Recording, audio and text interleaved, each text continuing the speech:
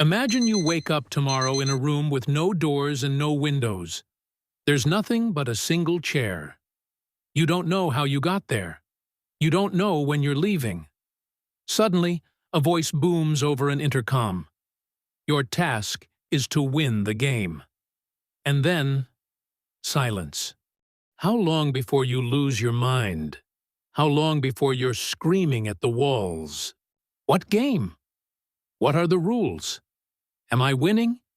Am I already losing? That room is your life. The silence is the universe. We are thrown onto this world, given roughly 80 years to live, and burdened with a desperate need to know why. We're meaning-seeking creatures in what appears to be a meaningless universe. And the punchline is that feeling in the pit of your stomach on a Sunday night. That sense that you're missing the point, that everyone else got the instruction manual and yours never arrived. We're going to stop pretending the standard answers work. We're going to look at the terrifying freedom of reality. And we're going to find the actual purpose of your life. The reason you feel lost isn't because you're broken. It's because you've been sold a lie about what purpose actually is. Society, movies, books, well-meaning relatives has convinced us that purpose, with a capital P, is a singular, predestined thing. A treasure map buried in your soul at birth that you just need to find. We think it's one great mission. I am meant to cure cancer. I am meant to write the novel. I am meant to build the company. And because we think it's one giant thing, we're paralyzed. We spend our 20s, 30s, even our 50s waiting for a burning bush or a cosmic text message telling us what we're supposed to do. But here's the truth. If you're waiting to find your purpose, you're waiting to die. Purpose isn't found. It isn't a noun. It's a verb.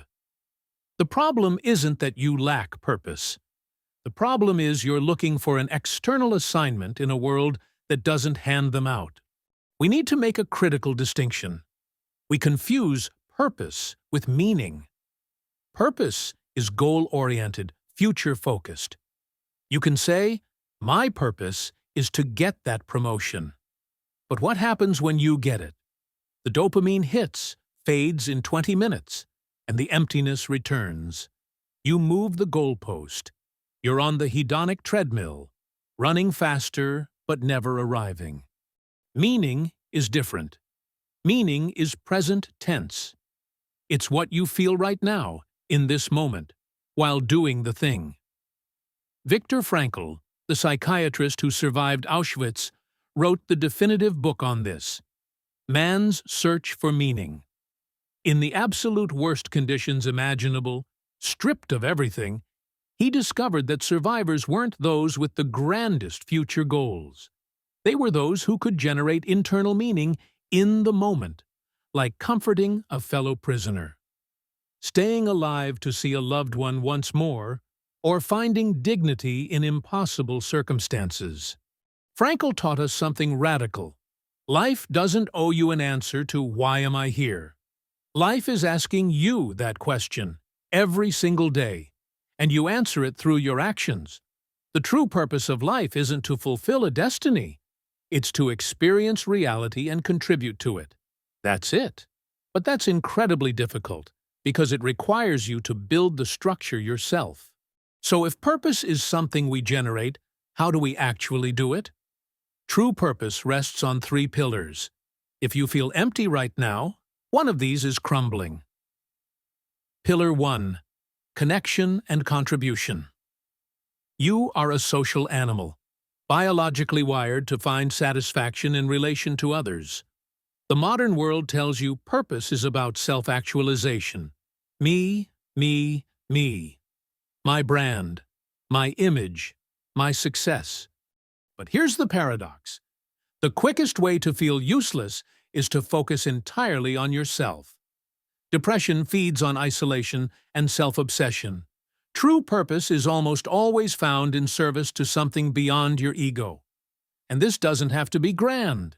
It's not about volunteering at a soup kitchen or starting a nonprofit, unless you want to. It could be by raising thoughtful kids, helping a neighbor, mentoring a coworker, or solving a problem in your community. When you genuinely help someone, your brain floods with serotonin and oxytocin. That's not an accident. If your life doesn't positively impact another person, even in small ways, it will feel weightless. Pillar 2. Creation and growth. Humans are designed to alter their environment, to impose order on chaos, to learn, to build, to master. But we live in a culture of consumption. Netflix, food delivery, endless scrolling. Consumption is passive. It happens to you. Purpose happens when you switch from consumer to creator. This doesn't mean painting a masterpiece.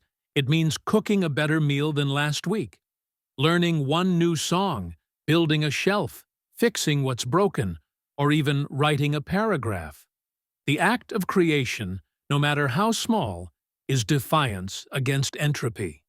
It proves you exist, that you have agency, that you're leaving a mark, however faint.